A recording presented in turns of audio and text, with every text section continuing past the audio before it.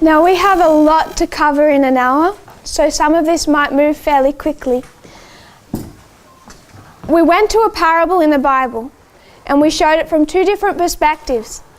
Depending on your perspective, people or one aspect of that parable can represent two different people. In that case, it was God or a human being. From one perspective, some information is relevant.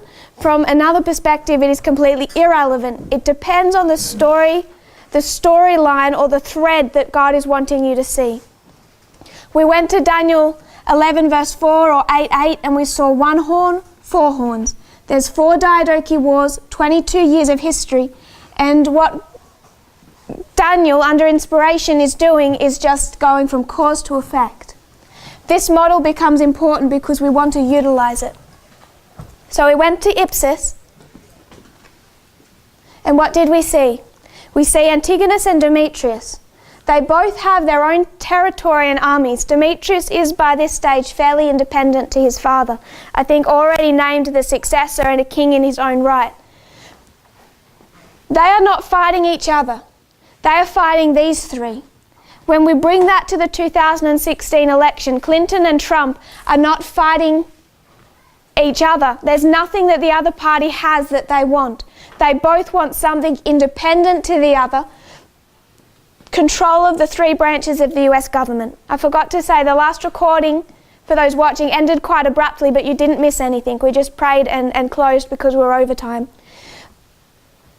But Antigonus represents Clinton. She is like or compared to the ancestor, the founding fathers, Alexander the Great, who unified the empire. Trump is Demetrius. If you want to be moral, you can go into Demetrius' story and draw lots of lessons. Not a nice guy.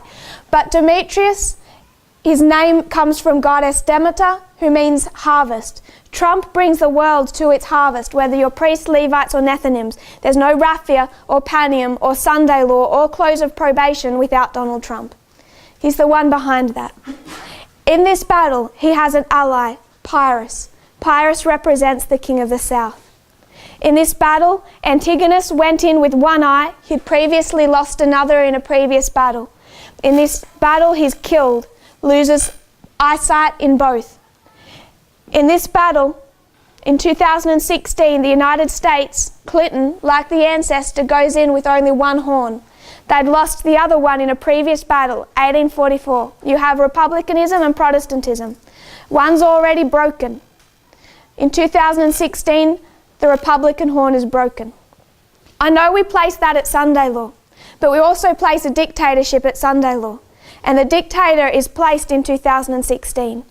2016, Donald Trump, the same dictator that you find at Raffia, Panium, and Sunday law. Less, and less restrained.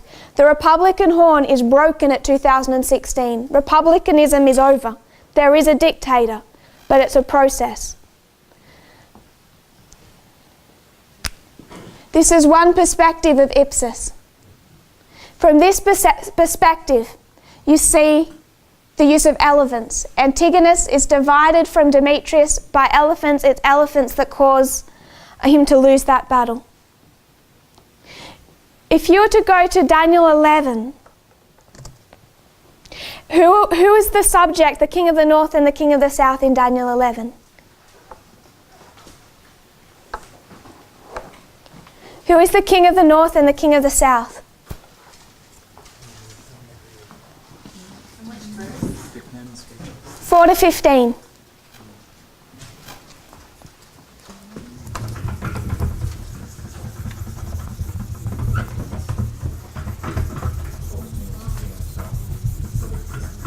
Ptolemy's the king of the south. I know there's different kings that come and there's different names, different generations. I just want to keep it simple and call them Seleucus and Ptolemy. So the king of the north is Seleucus and the king of the south is Ptolemy. From this perspective, who's the king of the north?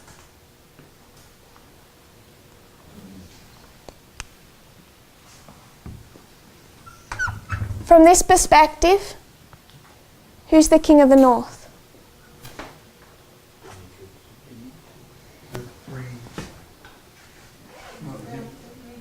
Demetrius. If you're not sure about that, you need to go back and watch the presentations where we lay out the whole histories. Demetrius is the king of the north. Who's the king of the south?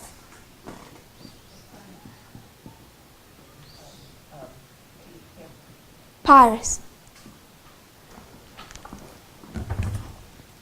In Daniel 11, who's the king of the north and the king of the south?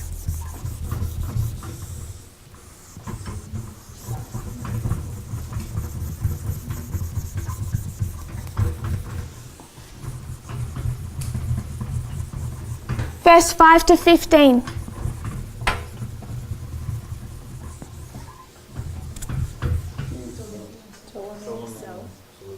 Ptolemy and Seleucus. Are we all comfortable with that?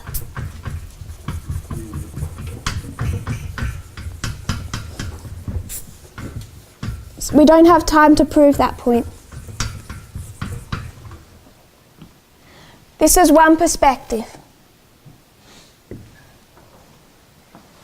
I want us to consider another.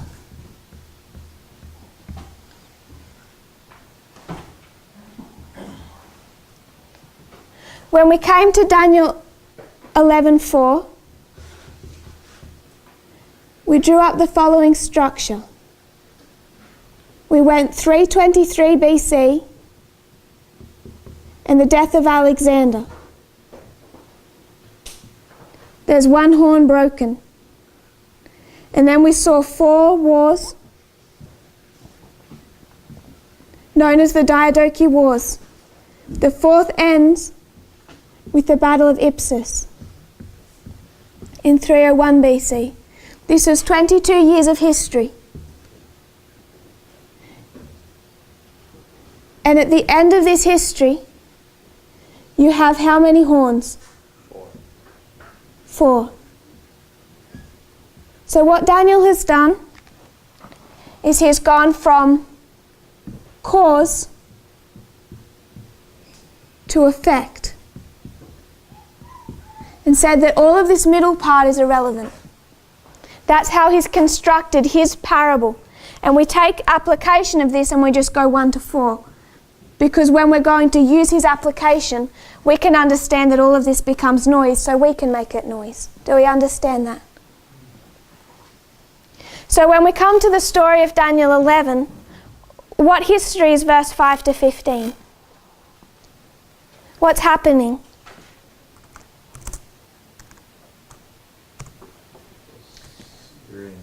The Syrian Wars. How many Syrian wars are there? There's 6 Syrian wars. I didn't bring my chart to see. Oh, yes. Okay. If we want to consider the first 4,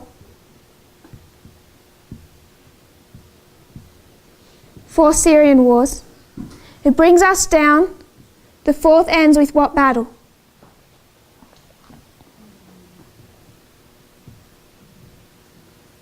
The Battle of Raphia. This is where we get Raphia from. This is where it was first discovered, why we call it Raphia in the first place. It's the end of the 4th Syrian Wars. So these are the Diadochi Wars. And these are the Syrian Wars. And we take Raphia, 217 BC. Why are they fighting the Battle of Raphia? What were they fighting over? We discussed that previously. You have Egypt and Babylon.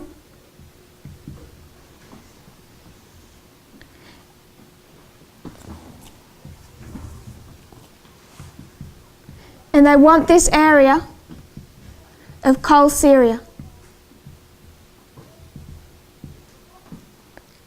This is what they're fighting over at the Battle of Raphia and Panium, and all through this history. So why are they fighting over the Battle of? Why are they fighting over Kol Syria? So back when you had the original Ptolemy and the original Seleucus, Kol Syria was part of Egypt's sphere of influence. It was something that Ptolemy had. Then you have them come into unity to fight Antigonus. They're all fighting Antigonus. Antigonus takes all of this area, and Antigonus has Cold Syria. You come to the Battle of Ipsus. Ptolemy is down here, and he's besieging what city? Sidon. Where did we learn about Sidon? Acts 27. And what does Sidon equal? The United States. All of a sudden Ptolemy becomes relevant to the history of the Battle of Ipsus. They come up here and three parties fight Ipsus. You have Lysimachus, Seleucus, and Cassander. They fight at the Battle of Ipsus, they defeat Antigonus, and then these three divide up all of Antigonus's territory between them. And who gets Cold Syria? Seleucus takes Cold Syria. So Ptolemy thought that he had a prior right to Cold Syria. And then because he doesn't turn up to the battle, Seleucus takes Cold Syria. How does Ptolemy feel about that? He doesn't like it, but they're allies. So he doesn't challenge him. But he dies, and this Seleucus dies, and how do their sons feel about it? Not very happy. And that leads to 6 Syrian wars. Where do the 6 Syrian wars come from? Where do they stem from? It all comes from the Battle of Ipsus. This is our second perspective. The Battle of Ipsus ends 4 Diadochi wars, but it also begins 4 Syrian wars. So if we're able to use the same methodology as Daniel, what can we do?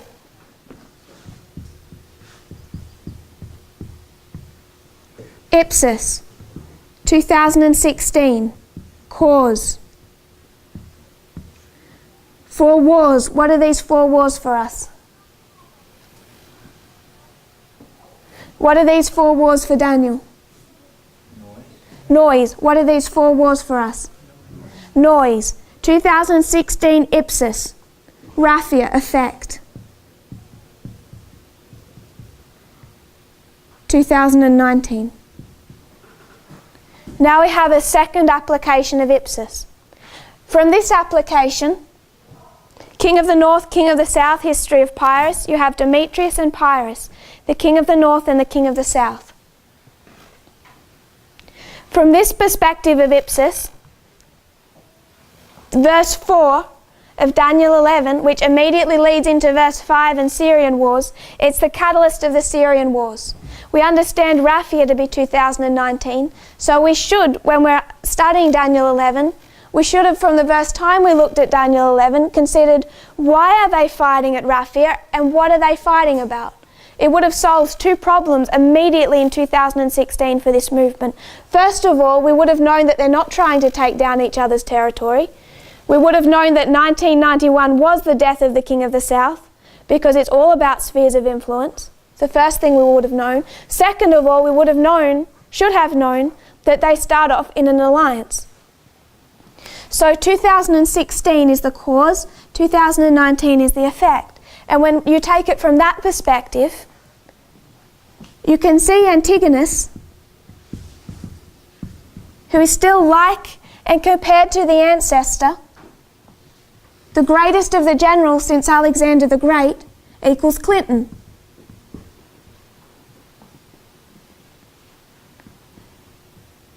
And who is Antigonus facing off against? Seleucus. Who is Seleucus? The King of the North. From this perspective, are Clinton and Trump fighting? Absolutely. There you can have 2 opposite perspectives that are just as much accurate. Trump and Clinton were not fighting in 2016 because neither of them had something that the other person wanted. They were fighting for something independent to themselves. At the same time, the only person standing in Donald Trump's way was Hillary Clinton. So who is the only person he can fight? Clinton. Both perspectives are completely accurate. They just give us a fuller picture. Who is supporting Seleucus in this battle? Who's besieging Sidon? Ptolemy. And who is Ptolemy? The king of the south. We have two perspectives and two witnesses for an alliance between the king of the north and the king of the south. This perspective is from Seleucus and Ptolemy. This perspective is from Demetrius and Pyrrhus. They both teach us something. From here we can see the three branches of the US government. We can see the meaning of Antigonus and Demetrius and Pyrrhus. We can learn about the two horns. From this perspective, we can see Seleucus and Ptolemy. We can see where Raphia and Panium come from. It fills out the story of Daniel 11. We can see that Seleucus is the king of the north, Ptolemy is the king of the south, and Ptolemy is besieging Sidon, the city that belongs to Antigonus. And Sidon represents the United States. We place that in Acts 27. So this gives us another perspective. Here they're not fighting. Here they are fighting, and both are correct ways to view 2016. When you think of how an ancient battle is supposed to demonstrate a 2016 US election, it's something quite amazing. But to give it a rounded picture, you need more than one perspective. We could go to another perspective. What's our third? Poland. At the invasion of Poland, the king of the north and the king of the south are in an alliance. And who is the king of the north fighting? Not just Poland. He's facing three. Poland, France, and Britain. There's three of them. Who does he take quickly? Poland. That's the 2016 election. Donald Trump is facing three. Which one does he take quickly? The executive. You have the executive, the judicial, and the legislative branches. He takes the executive quickly. And then what does this lead to? A long drawn-out war on the Western Front for the legislative and the judicial branches of the US government. So you can take this perspective and you can see the three, the one that's taken quickly, the other two that lead to a long drawn-out war. All three perspectives give you a well-rounded picture of the 2016 election. And then when we come to this perspective, we have to bring in the elephants. Who has the elephants? How many? 400 to 500 war elephants. What decides the course of that battle? The elephants, the mode of warfare used. So we've taken the model of Daniel 11 verse 4. We've identified the noise. Used the same model and identified the noise. We're going from cause and effect like Daniel did. The death of Alexander, breaking of one horn, placing of four horns. The cause is the 2016 election. The effect is the Battle of Raphia. Three perspectives of the 2016 election. They seem conflicting, but all are accurate. Here they're not fighting. They're fighting for three branches of the US government. Here they are fighting because the only person stopping Trump is Hillary Clinton. The only person he can fight. You find the meaning of their names. Antigonus, light compared to the ancestors. Trump will bring the world to harvest, a never-ending harvest from 2019. Never-ending until the second advent. So, is everyone okay with this, or does anyone have anything to discuss or question? Yes, brother. I was just looking at it, and so France and Britain equal the like Congress and the judiciary, right? So executive, yeah. So when Trump conquers on the Western Front, when he conquers the other two, then he's a complete dictator. We can follow it in that respect. I think yes. He's trying to, all of his attacks, when he tries, first of all, to restructure something as loyal to you, you need to destroy it first. And to get away with destroying it, you need to convince the American people that you need to destroy it. So you need to convince them that the FBI is corrupt and a mess, the CIA is corrupt and a mess, that they're all just the swamp and the establishment, and it all needs draining, it all needs fixing, and how is he going to restructure it? Loyalist. He's following the steps of a dictatorship that you can see repeated in all other countries. Clinton, is she part of the establishment? How do we define the establishment? It's on the board. The ancestors. Is that good or bad? Good. It's good. I want us to consider for a moment our reform line. We come to 2016, and what is it for us? What's 2016? We have 2014, 2019, 2016, 2018. What is it for us? Concord. What is it for a Nethinim?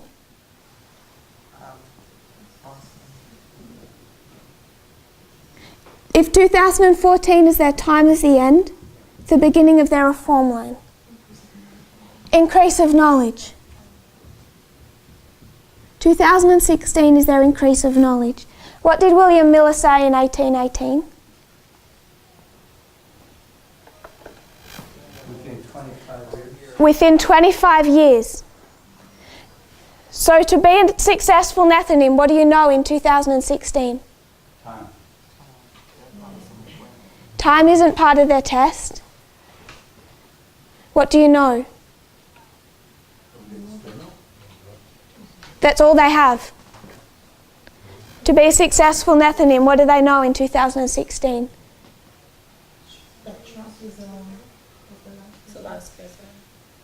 They might not have full clarity on him being the last. You do have some of them saying that, even if they think they're kind of joking. You've heard them. Some people say that. This is the Nethinims. 1818, William Miller has his whole message in a capsule. To be a successful Nethinim, what do you have to know in 2016? You have to understand this whole issue based purely on external events. Can you see that? So do you have to be able to understand all of this based on a true and a corrupt stream of information? Absolutely. We cannot make the argument that we need to somehow focus on prophecy, somehow focus on an internal message. And that's the only thing that can correctly help us understand this history. If we say that, it's because we would fail the test of a Nethinim. And if we think we would fail the test of a Nethinim, what makes us think we can be a priest? We should get back into line and go back to being a Nethinim, but we would fail that test too. They have to understand all of this without prophecy. Why? How can they do that? What's the only way they can do that? Two streams of information, Ulai and Hiddekel. We have a choice from the time of the end between the Ulai and the Hiddekel. So do they. You can only accept that if you use the correct methodology of parable teaching. If you refuse to use the correct methodology of parable teaching, you'll never see that. But if you do use the correct methodology and understand parables, if we have a true and a false, an Ulai and a Hiddekel, if we have to stick to one stream and understand that the other stream leads to the lake of fire, then you have to accept that for the Nethinims, that they have a true and a false. And we can characterize the true and the false by what Fox News did in the 2016 election and what CNN did in the 2016 election. And those are titles to a much bigger problem. One's left, one's right. I want us to move from Ipsos. We don't have that much longer left. What time do we finish? I ask this at the same time every single day. 45 minutes. How fast do you think we can do Heraclea? 45 minutes, okay. So I'm going to rub this out and we're going to do Heraclea.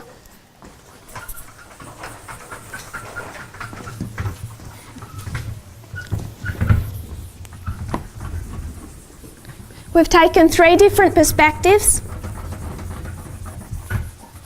They all show us the Battle of Ipsus.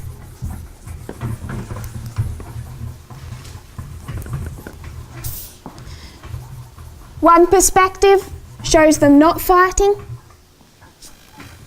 It shows Demetrius as the King of the North, Donald Trump in 2016. It shows both perspectives show the death of Antigonus, who is like the ancestor, and we see the Republican horn broken. There is no going back to the old system once Donald Trump is elected. Because as he would say it, he drained the swamp. And what's the swamp? It's the establishment. And he makes those words sound dirty.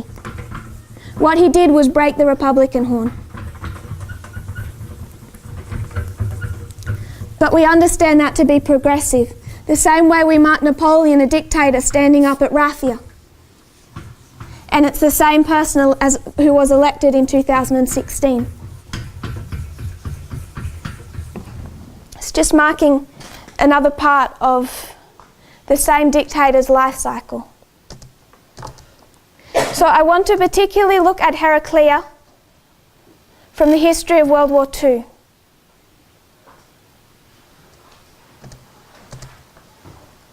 And we began to look at their alliance.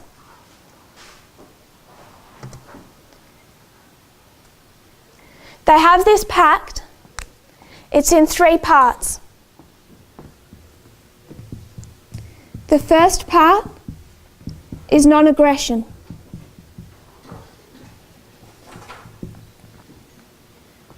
The second part is a division of spheres of influence.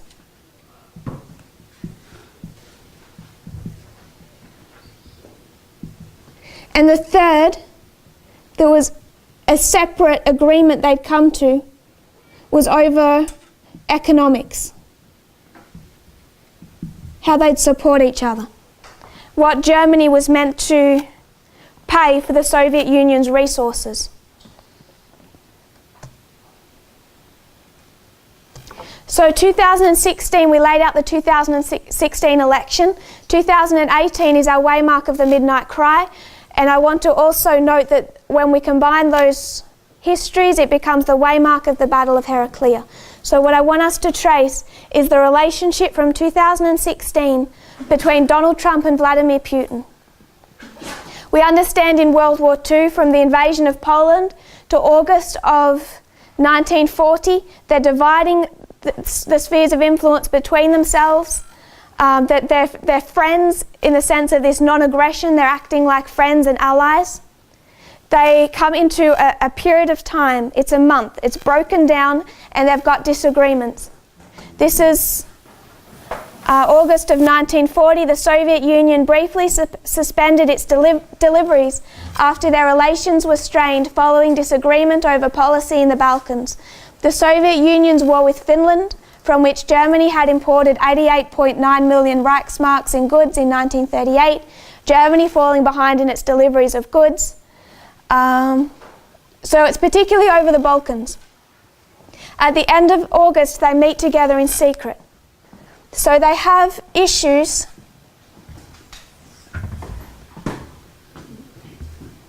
over part 2 and part 3. They've got conflicts over the Balkans. And they have this other conflict that Germany isn't paying. They meet in secret and resolve their differences.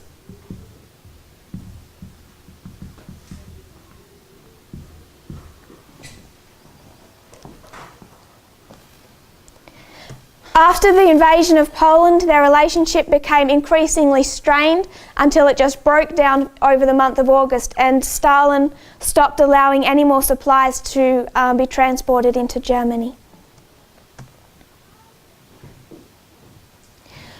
If we had have stepped through these studies with more time, we would have identified how did Putin interfere with the 2016 election. What do elephants represent?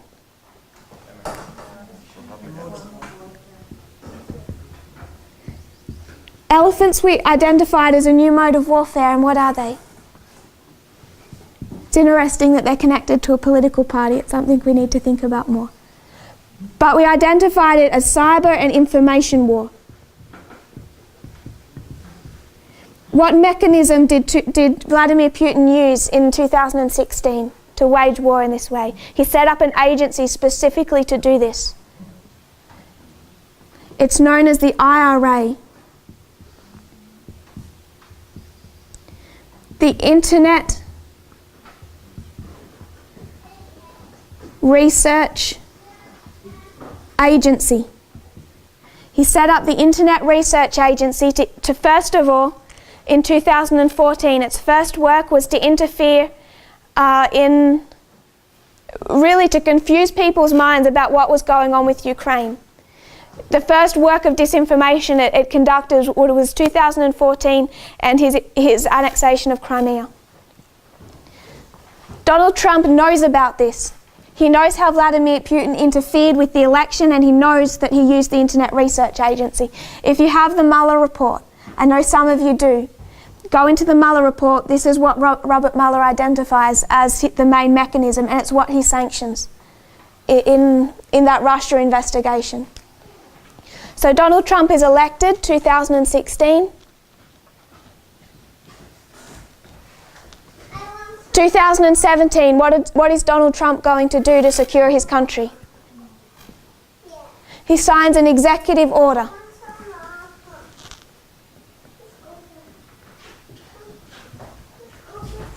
Executive Order 13800.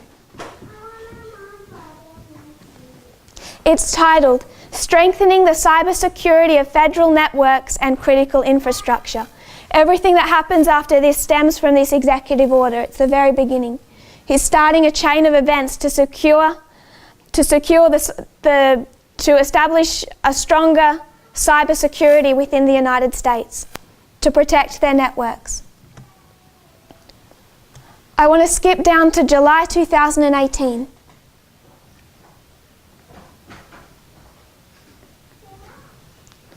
This is the meeting in Helsinki. If you aren't familiar with it, go onto YouTube and watch Trump and Putin speak after their meeting.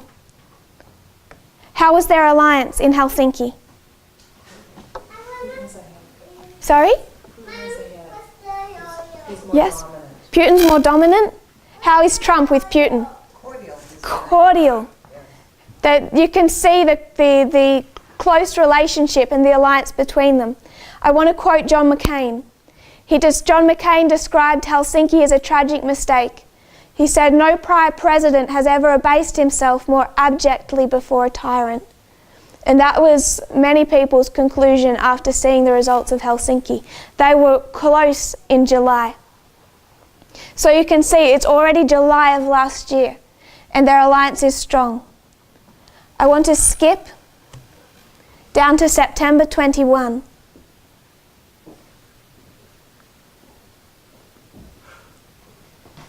It starts with this executive order. From this executive order, what does Donald Trump do? He puts out a new cyber strategy. This is known as the National Cyber Strategy. It's all about securing the American networks, cyber networks, from agencies such as the Internet Research Agency. He writes the first couple of pages of this National Cyber Strategy, and it's worth reading.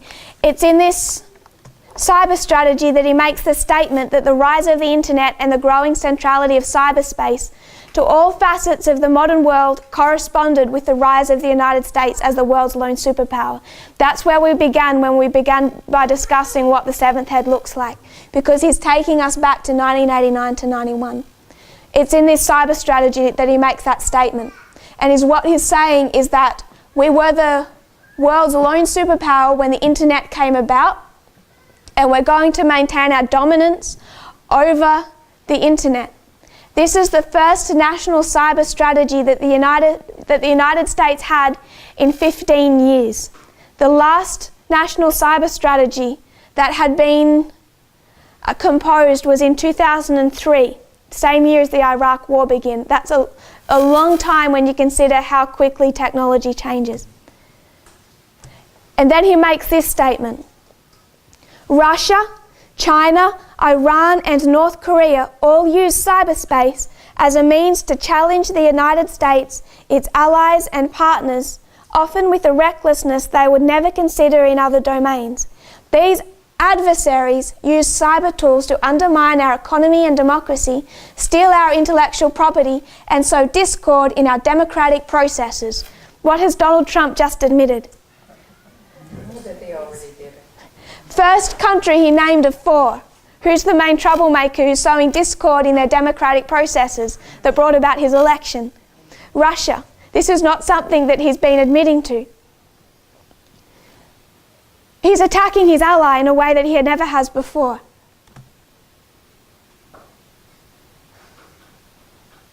From the official White House page, they describe it as the first fully articulated cyber strategy for the United States since 2003. And what they changed about the original cyber strategy, the original cyber strategy really only allowed the United States to act defensively. What Donald Trump has done is create a new cyber strategy that enables them to act offensively.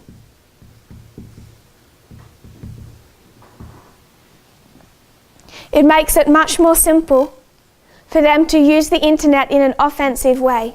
Instead of, prior to this, it was particularly only, their cyber strategy was particularly only designed to protect them, not to allow them to attack other countries.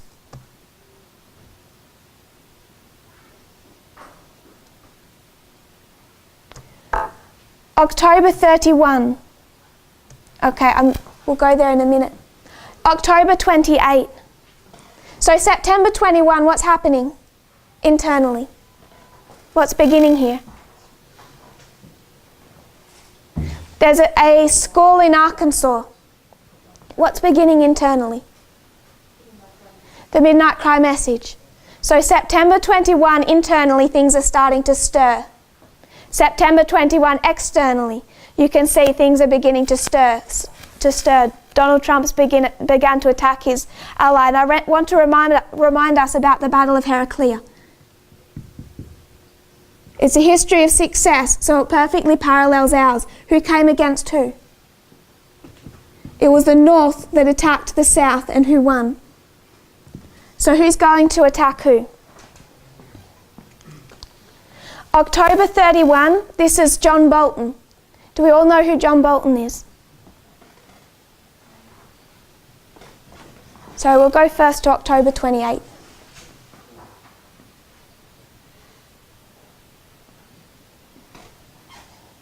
John Bolton, he really wants war with Iran right now. He wants it so bad. He met with Vladimir Putin in Moscow. So Putin and John Bolton met in Moscow, and Putin addressed Bolton in front of the media. You can go onto YouTube and watch all of this. It's all videoed. I've just copied this straight from watching it on YouTube. Putin looks at John Bolton and he says, "This is why I'm quite surprised to see steps undertaken by the United States that are not substantiated by anything. And I don't think they can be called friendly. We have basically not responded to your steps, but still it goes on and on." So Putin and John Bolton meet in Moscow. Go onto YouTube and watch it. And Putin says to John Bolton, "I met President Trump in July in Helsinki, and everything was really good between us. I don't know what's changed, but it's October 28, and I see that you are taking steps that are unfriendly. And I don't know why you're doing this, and they're not substantiated by anything, but they're not friendly."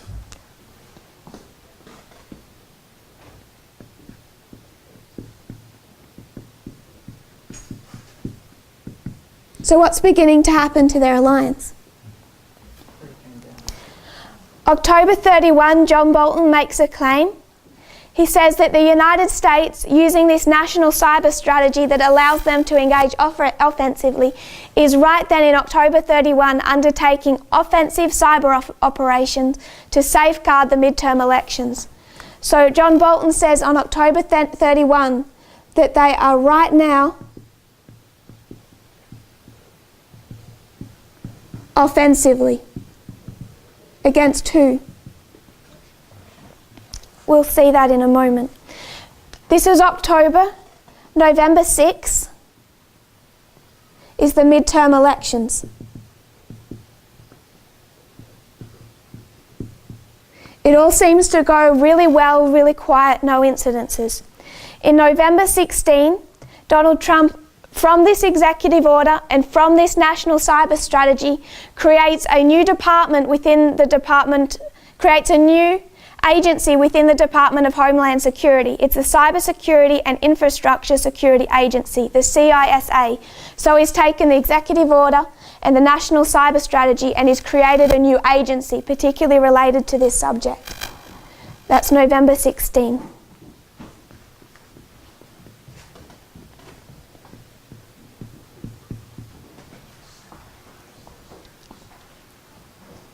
November 25, what happens? There's a conflict between who? November 25, Russia fired on and seized 3 Ukrainian ships who had illegally entered its waters. It was an issue over I haven't saved those sources. It was an issue over where Ukraine was allowed to sail their ships. They'd been able to sail through this strait. Historically, Russia had always allowed them to use this strait if they first asked for permission. And that had been going on for a long time without incidences, without trouble. For some reason, one day Ukraine didn't ask permission. Some ships went through the strait and Russia fired on and seized those ships, took prisoner all of the crew members and took control of those vessels.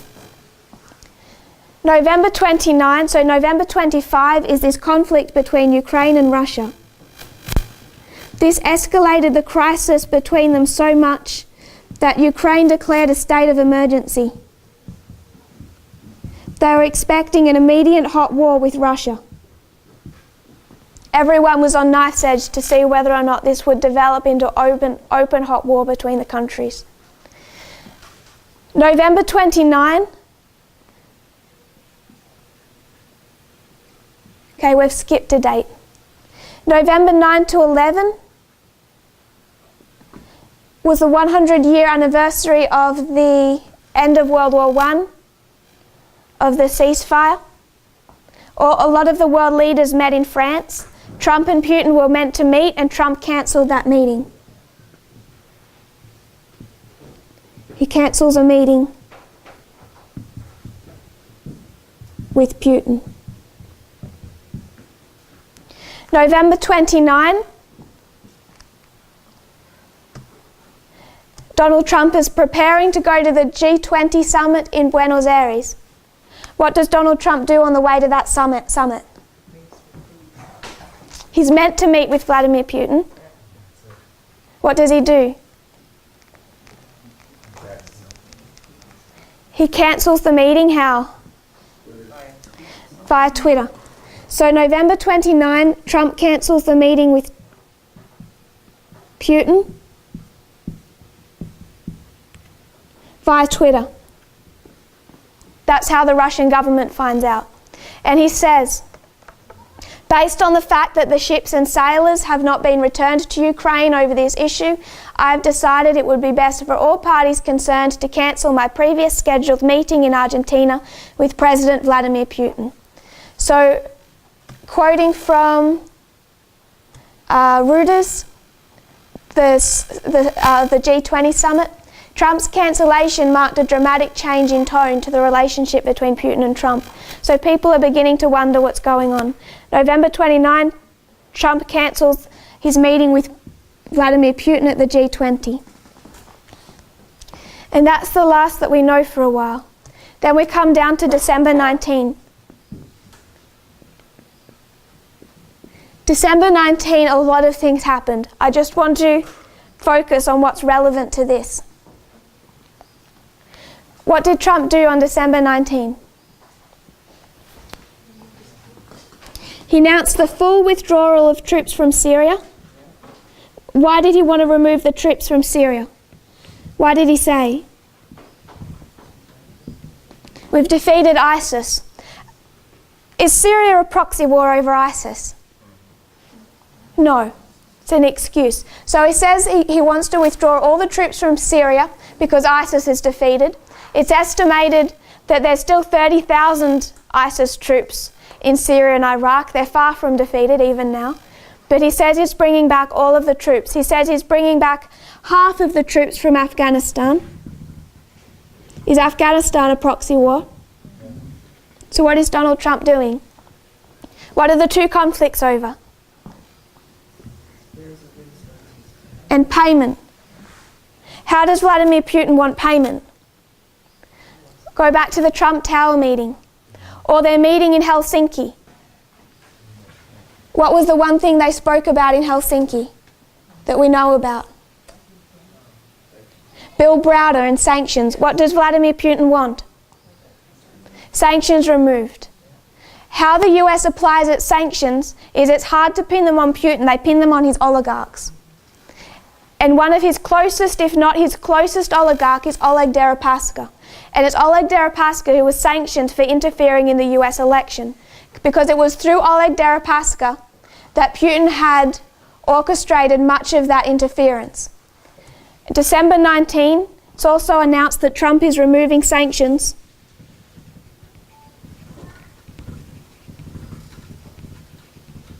on Oleg Deripaska.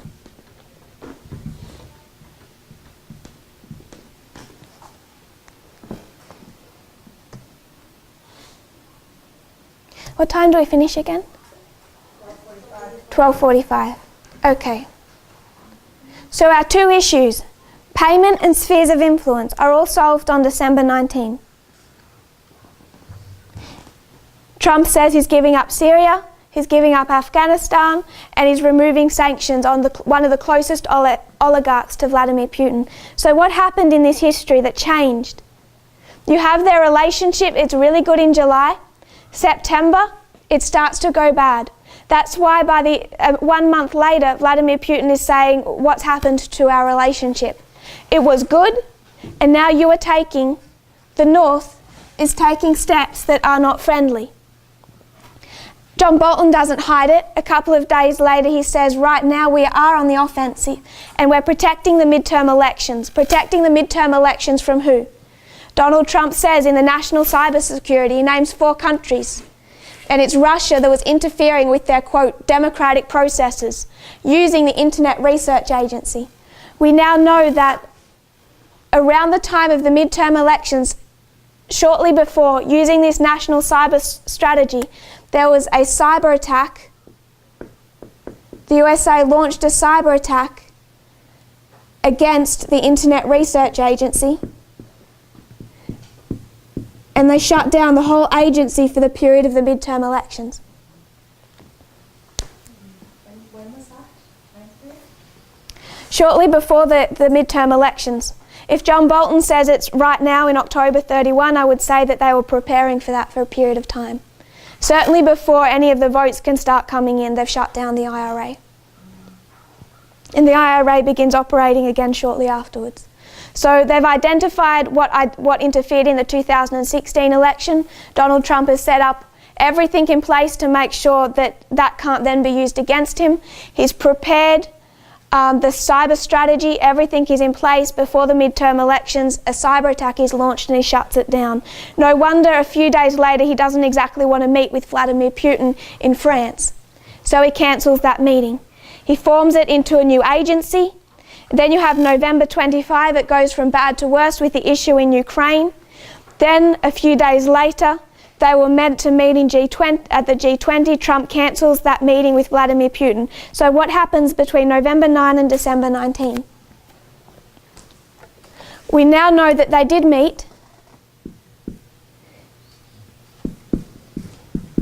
but it was kept secret, meaning there was no translators there. No American translators allowed, no records kept, no witnesses. So there was a meeting between Donald Trump and Vladimir Putin. We don't know what was said. How This is Argentina. The G20 was held in Buenos Aires. So we don't know what was said. But if we take the history of World War II and we see the difference, how this relationship has progressed between November 29 and December 19, and then what does Vladimir Putin do December 20? He holds his once a year conference where all the media gets to ask him questions, and they're all really nice questions because he really controls the whole show. And it's a 4-hour show of Vladimir Putin selling his world perspective particularly to the Russian people. And how is Vladimir Putin speaking about Donald Trump on December 20? He's lavishing praise. He's attacking the Democrats, he's attacking the FBI, saying, why aren't they all supporting their president? They claim that they believe in democracy. Donald Trump is such a great president. He's done all the right things withdrawing troops from Syria. They really shouldn't have been there in the first place. He's doing all the right things with Afghanistan. He just lavishes praise on Donald Trump. How's their relationship? It's good again, December 20. Why? Because he got what he wanted. Whatever came out of that meeting, I don't really think we even need to know. It fits the pattern. If we were to go to 2016, when did Donald Trump win the presidency? Is that certain, November 9? No, it was based on how we mark time. November 9, in the early hours of the morning, it is declared the winner, and Clinton steps down, she concedes. But is it certain November 9? Can Clinton still be president? No. She can. How many elections does he need to win to become president? The first one is the vote of November 9, the people's vote. What's the second? The Electoral College. What date is the Electoral College vote? Take a guess. December 19th. 1 election, 2 elections. Heraclea, Raffia. We find them both in 2016. First the people, then the Electoral College. Can we see that? If November 9, which is a significant event, it's the Battle of Raffia, we can place it at the increase of knowledge, then we can place the other battle too. December 19, the Electoral College. If Clinton won the Electoral College, this one becomes pointless, insignificant. He has to win 2 elections to take the presidency.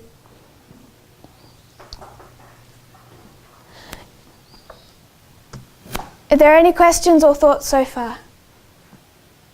What would have happened if he didn't win the second one? Clinton's president.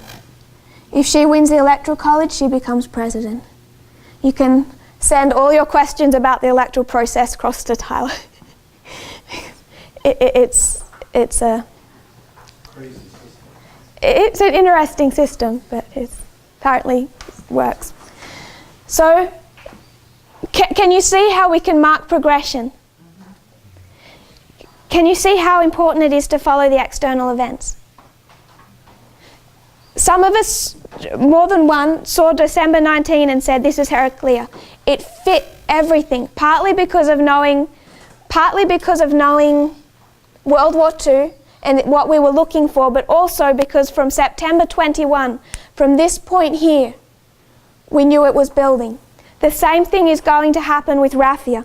This becomes much less significant if we don't follow the train of external events. This is why we should look at the model of World War II and see an invasion, that it's this process of time. Whatever builds towards Raffia, we're going to start seeing soon. It's not a coincidence that July 28, Helsinki, their next meeting was yesterday or the day before, in the last couple of days. We're starting to repeat that history. When they met in Japan a couple of days ago, how was their alliance? Really tight. I haven't got the notes for it because I only read it this morning, but go and find the reports on their meeting. They were strong here, and they're strong now, but what's going to happen? It's going to start deteriorating, and we should be following the train of external events. We're right now in the history of July.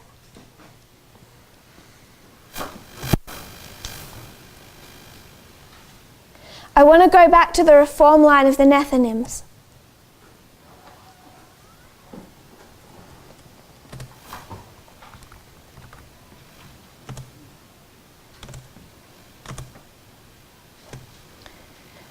I said before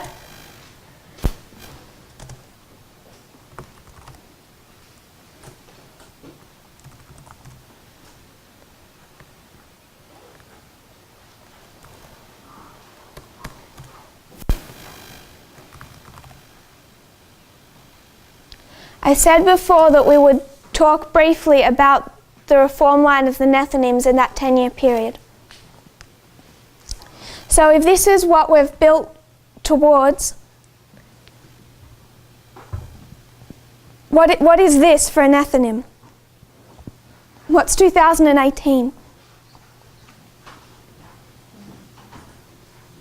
The formalization of a message. December 19 was also something else that should be looked into. It relates to the border wall and Fox News and how Fox News controlled Donald Trump's agenda. The events of December 19 led to the largest government shutdown in US history. So there's more you can connect to this date that we won't go into for time. But if this is 2014, for a Nethinim it's the time of the end. There's an increase of knowledge to 2016. Everything's in a capsule. 2018, it's formalized. They're meant to see the relationship between Trump and Putin. They're meant to see the spheres of influence. They're also meant to see how Fox News operates and the crisis on the Mexican border. 2018, it's formalized.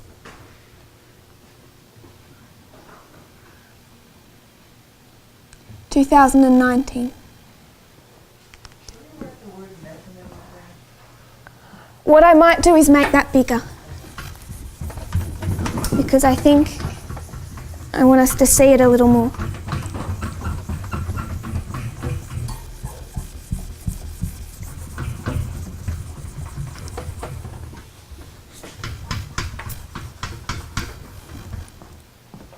So for the world,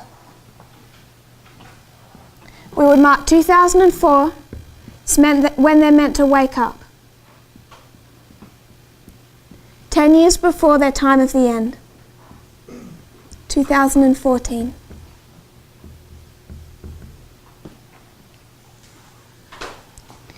There's an increase of knowledge. 2016. Formalization 2018. Internally. What's the waymark or the date for 2018?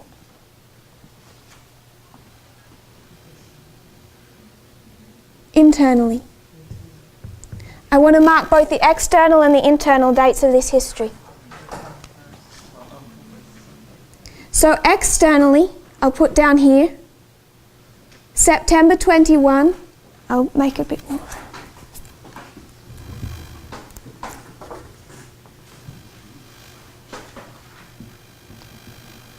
September 21 to December 19. Internally, we mark October 13. You go to Revelation. The angel has 1 foot on the land and 1 foot on the sea.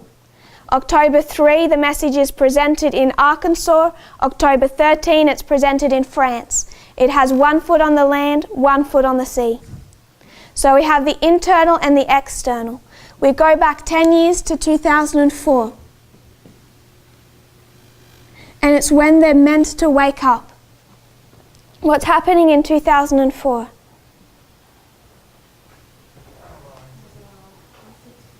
They're meant to wake up. What are they meant to see? 2004, they can see Russia. It's the Beslan School siege. That's when Vladimir Putin takes over the Russian government. What else in 2004? You have the Iraq War. You have the history of 9/11. All of that's happening, but it's encapsulated in one message. And what is that one message? That's 2003. I'm saying it's all encapsulated right here, neatly in one package for them.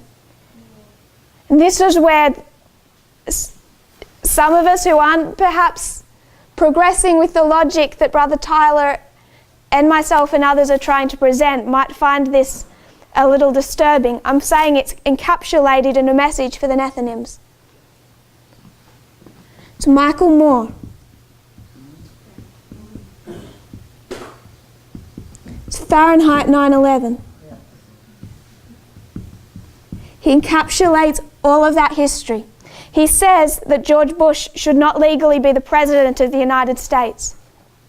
They need to understand that without any internal prophecy, just based on the source. Do we know that? Do we know that prophetically as a fact that George Bush shouldn't have been the President? How do we know that? False Smerdis. We line up the kings, he's false Smerdis. False Smerdis was an imposter. He was never meant to be king. All of that's encapsulated here. He's covering the Iraq War, Saudi Arabia, those connections in Fahrenheit 9/11. 2014, you have a whole movement begin we haven't had time to talk about. We might do that tomorrow. 2016, you have the election. What do you have formalize their message in this history?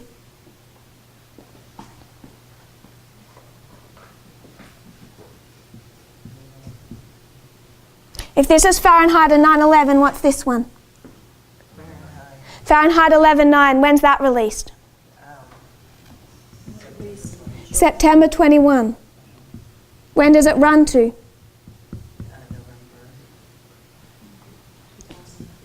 December 18, the day before. Runs from September 21 to December 18. Their message here is encapsulated in Fahrenheit 9/11.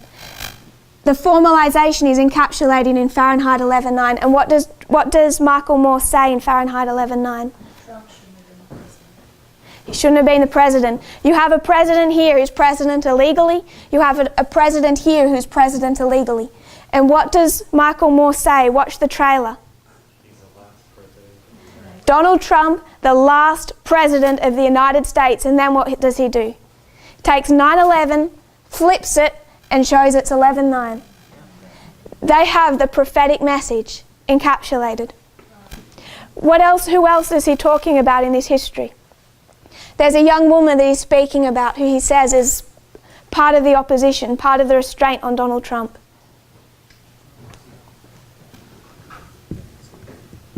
AOC, Alexandra Ocasio-Cortez. When is she born?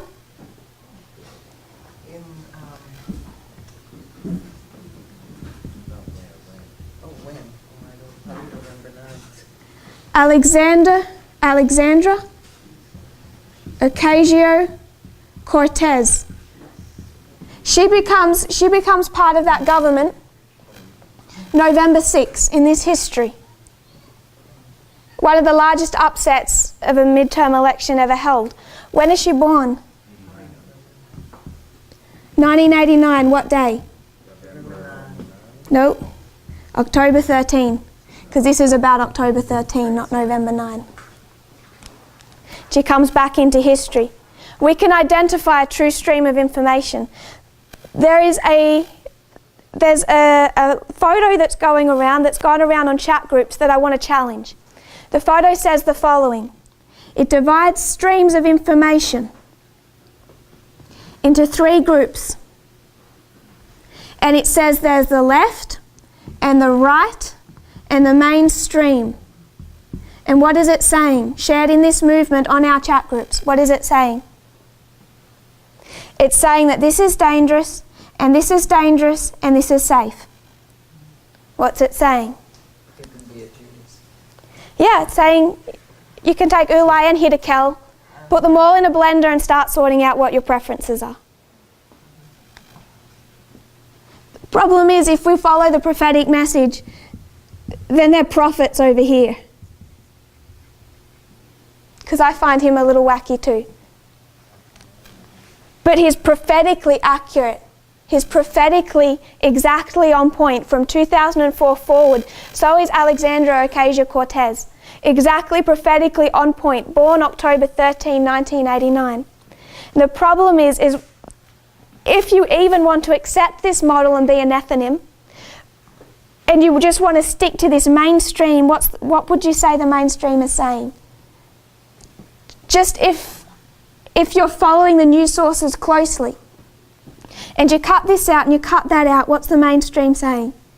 Okay, we don't really like Donald Trump. He's obstructed justice. He's not that nice a guy.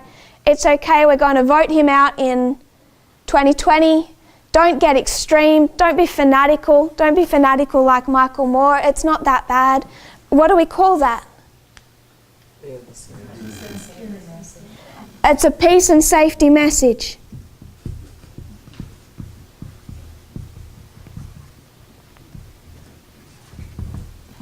We cannot afford, if a Nethinim can't afford to do this, we need to stop making excuses to not like the external Ulai and Hiddekel.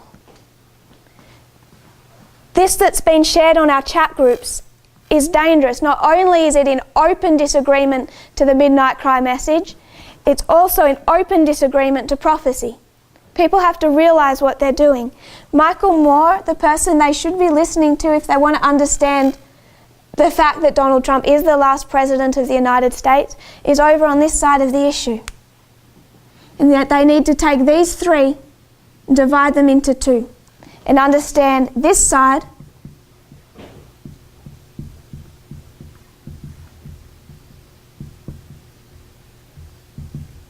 and this side.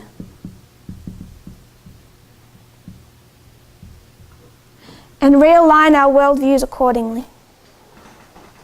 If you kneel with me, we'll close in prayer.